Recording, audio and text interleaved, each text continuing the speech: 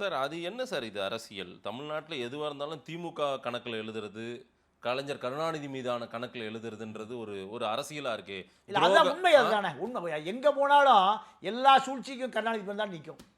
தமிழ்நாட்டுல எனக்கு தெரிந்த கருணாநிதி முதலமைச்சரான காலத்திலிருந்து இன்னைக்கு வரைக்கும் 50,00,000 பேர் 50,00,000 பேர் 50,00,000 பேர் யாருக்கு பின்னாடி போறான்?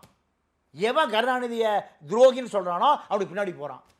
அப்போ இந்த வரலாறு எப்படி 50,00,000 பேரும் மனநலம் பாதிக்கப்பட்டவனா, இல்லை 50,00,000 பேரும் சித்தப்பிரமை பிடிச்சவனா சொல்லுங்க. நீங்க திருமாவளவன் சொல்றாரு ஒரு பேஷன் ஆகி போச்சுன்னு, அவர் திமுகவே ஆயிட்டார், அது வேற விஷயம். நான் கேட்கறது எம்ஜிஆரோடு வந்த 1 கோடி பேர் சித்த கலங்கியவனான்னு கேட்குறேன். 1 கோடி பேர் மதிக்கணுமா இல்லையா? கலைஞர் எதிர்ப்பு, கருணாநிதி எதிர்ப்பு, அதுதான் அரசியல். ஏன்னா 1 கோடி பேர் எம்ஜிஆர் பின்னாடி போறான்னா, அப்போ 1 கோடி பேரும் யாரை பிடிக்காம எங்க இருந்திருக்கான்? கருணாநிதியே பிடிக்காம கருணாநிதி கூடவே இருந்திருக்கான்.